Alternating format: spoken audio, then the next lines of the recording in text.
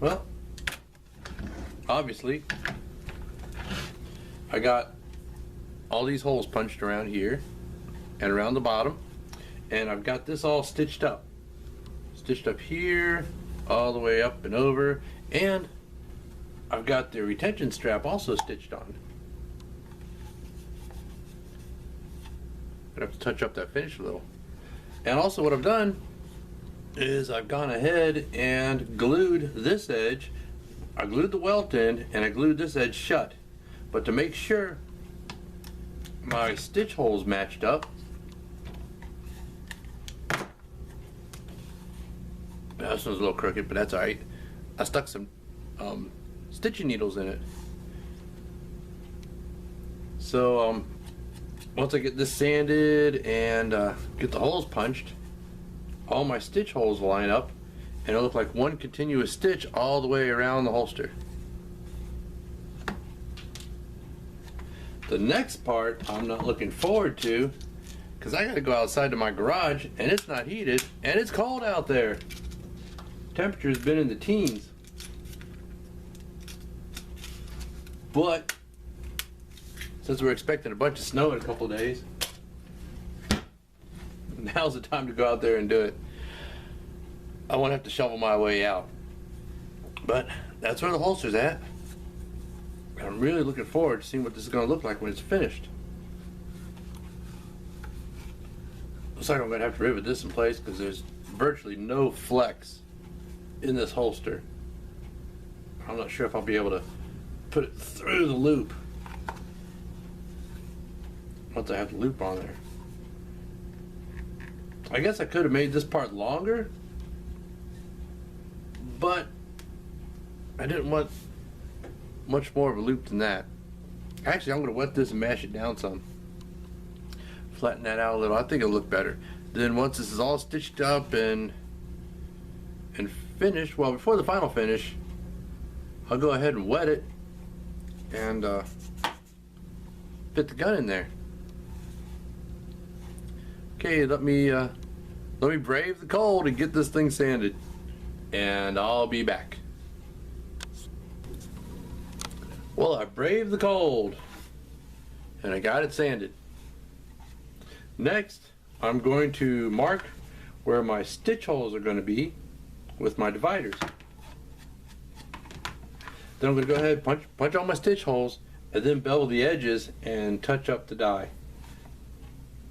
After the die is dry, then I can start with my my edge burnishing.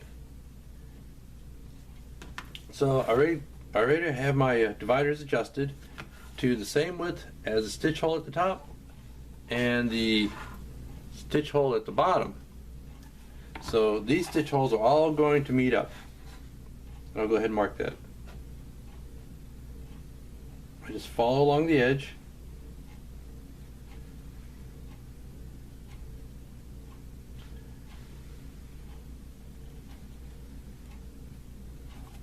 And mark it where the stitch holes are going to go. That looks pretty good. I'm going to go ahead and get my chisel. Pardon me. Should have got this out before, I know. And I know that this chisel isn't going to reach all the way. So you can see the chisel doesn't go all the way through. So to complete the hole, I'm going to use a stitching awl to push the hole the rest of the way through. And once that's done, like I said, I'll go ahead, bevel the edges, touch up all the dye along the edge, and go ahead and do my edge burnishing and my edge work. Looks like I'll need to do a little hand sanding too, just here and there.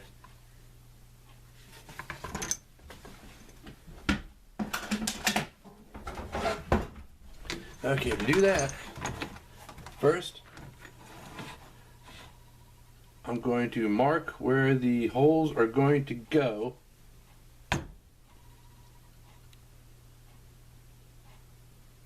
Just so I can make sure that my spacing comes out even. You know, I actually didn't need to mark the stitch line, because basically I want the stitch line to sit in the middle between where it's tooled and the edge of the leather. So I really didn't need to mark it, but marking it does help to give me a bit of a guideline. I am not going to groove the stitch line. As I've said in previous videos, I don't always find it necessary to do so. And since this holster is going to be a bit, well, gaudier, I'm going to want the stitches to stand out a little more anyway. But with today's threads, it's a moot point. The threads are so strong, they really don't need to be in a stitch groove to protect them. When you stitch, it pulls the thread a little bit into the leather anyway.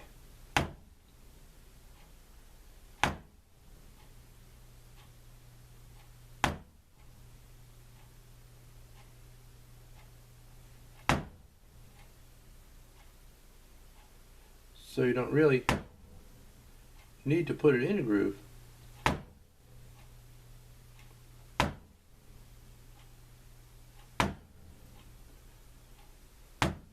Okay, we're getting close. Let's see how close I am.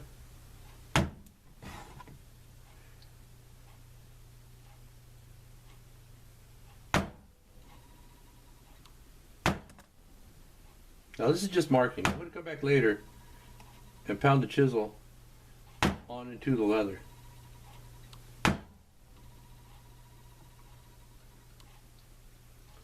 It looks like I'm really extremely close. So I'm going to start right here and eyeball it to make sure that it's straight. It's perpendicular to the surface of the leather. Now, there's people out there, they'll put a stitch awl blade and drill press and use that to push through the leather, and that gives them a perfectly straight, perfectly even line. I was thinking of taking this, putting that in my drill press and just pushing it through, and as it comes down, just move the leather around to push the holes through.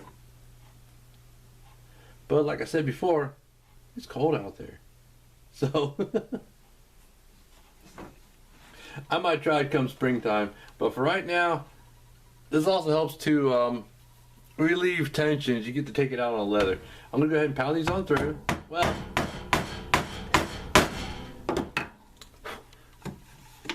pound it flush to the surface of the leather.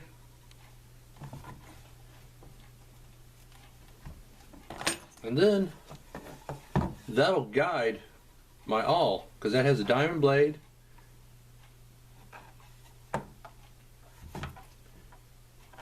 And being careful not to poke it into my finger. In fact, I'm going to do it this way.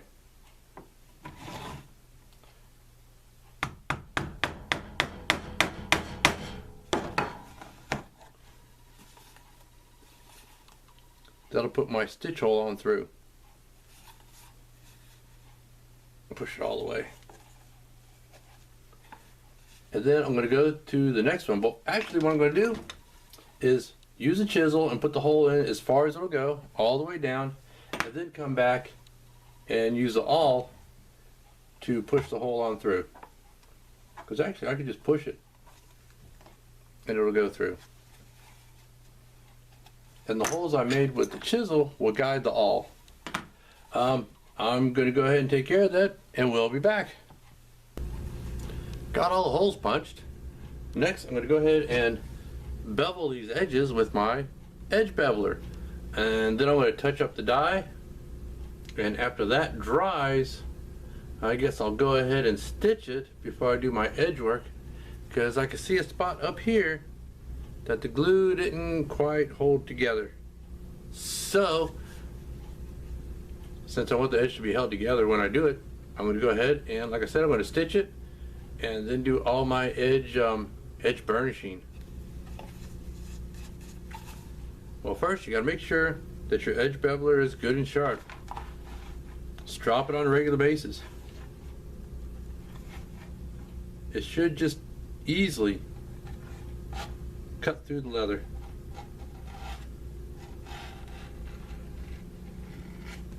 You shouldn't have to force it.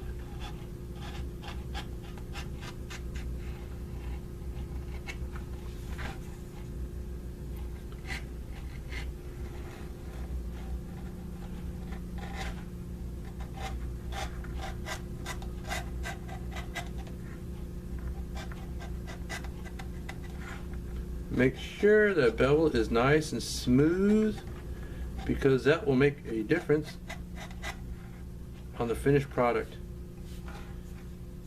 And you know, if you're going to go through the effort to do it, go through the extra effort to make it look good. Doing leather is an investment in both your money and your time.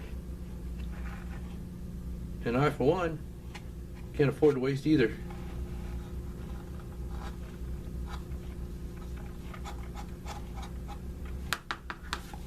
Okay, got that side beveled. I'm going to go ahead and do the other side, and then we'll touch up the die along that edge. And we'll be back. Okay, I got my edges all beveled, and I got my die on my clamp.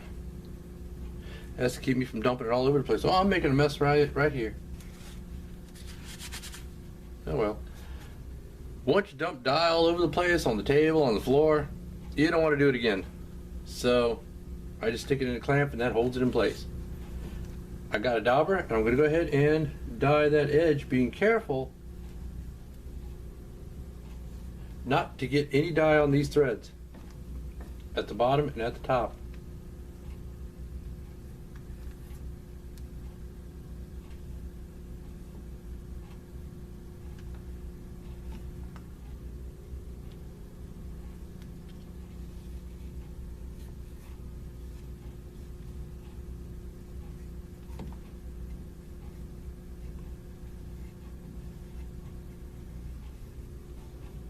Now once this dye dries, I'm going to go ahead and start doing my burnishing.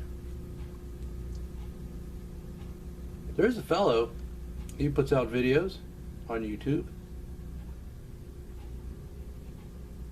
He used to go by Fat Man Tolly, but he calls himself Mr. Tolly, aka Fat Man Tolly. And he burnishes his edges with a hunk of cloth, a hunk of coarse cloth, while the dye's wet, and he actually gets pretty good results. So, you know, there's different ways to go about doing the same thing and getting pretty good results from it.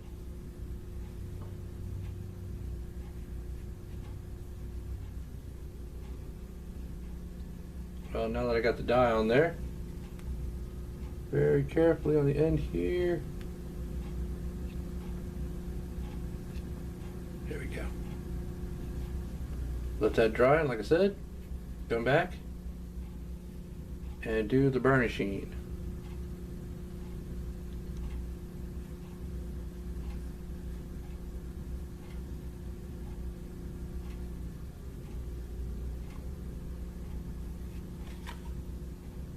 Okay, that's got it. And just let that sit and dry. And we'll come back, burnish that edge. No, actually no. We're not going to come back and burnish that edge. We're going to stitch it first. Like I said before, there's some places where the glue didn't hold the leather together.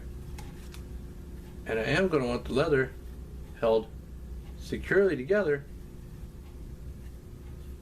when I go to burnish my edges. So next thing we're going to do, let that dry and then stitch it. and then burnish our edges.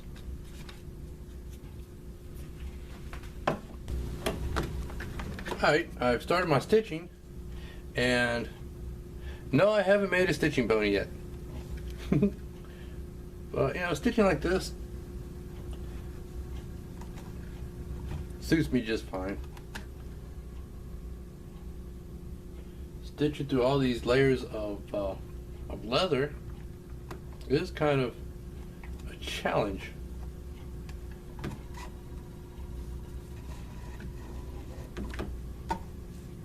Especially, if I drilled the holes, it'd be easier, but I really don't like the look of drilled holes. Besides, it's cold out in my garage. Oops. So I'm going to keep on stitching here, and when I get down to the end, I'm going to go ahead and do my what's it called? My back stitch. And finish that up, and then it'll be time to burnish this edge. Now the plan is, once I have this holster finished, I'm going to go ahead and make the strap that holds the belt loop down. And I'm going to apply the contour to that too. It'll have some tooling on it. You know, it won't just be like plain leather. Got to do something to make it pretty. But I'm going to keep on stitching, and we'll come back. Got my little pliers just in case. See you then. I've got the stitching done, and it looks like a continuous stitch all the way around, because kind of ugly back here. Yeah. Anyway, it looks like a continuous stitch all the way around because of the way I connected this stitch to this stitch, and that gives it a pretty nice look. I've stuffed the gun in just because now that it's stitched, I can stuff the gun in just to check it for fit, and you know, it fits pretty darn good, exactly the way I intended it to. The muzzle is back from the end of the holster just a little bit, and you can see the way that welt comes around. Now, and I put the little sight protector on it too. It's not finished. I'm still going to wet mold it a bit just to get it to fit a little bit better, because right now no, that's not bad. I thought I had to force it to get it back out. Actually, that's pretty good. Now I'm curious. K-frame, L-frame. Let's see what this does.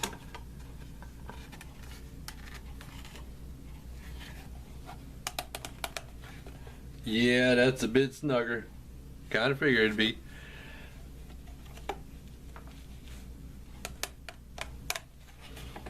But you know, I can actually use that to help stretch out the leather a little bit.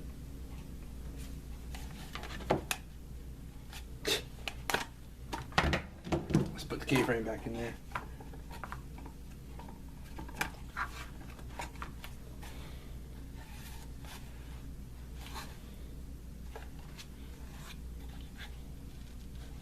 Kablam! Blow my hand off. And you can see the way the retention strap wraps around the hammer, how it's necked in to go around the hammer. And I have just a little bit off the end to grab a hold of, because the strap's going to come around here. And, well, I guess they could overlap, but still, I think it'll look a little bit neater that way.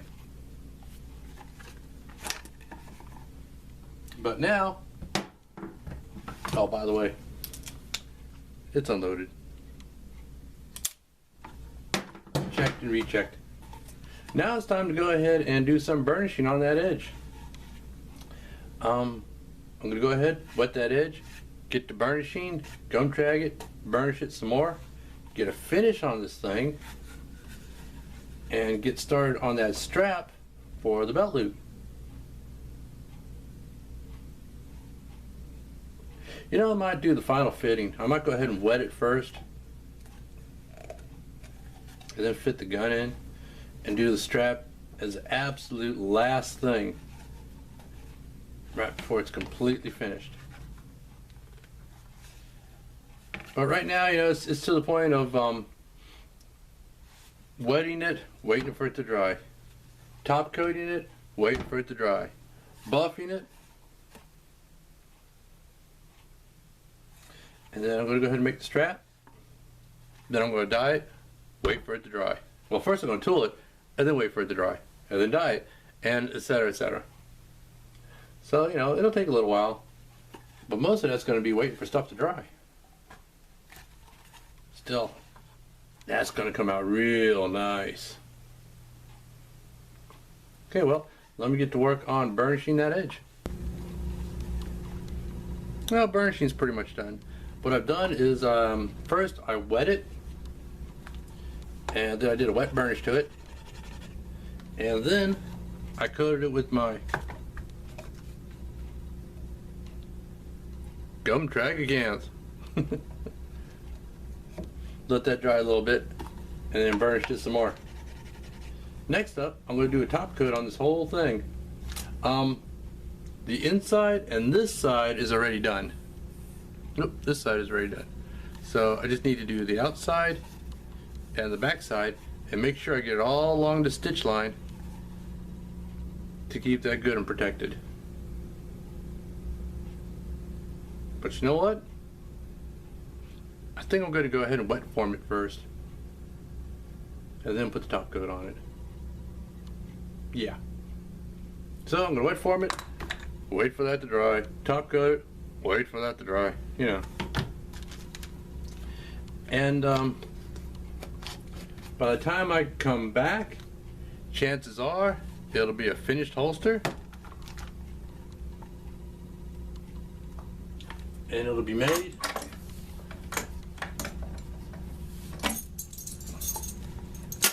to match my belt. And we'll see you back then.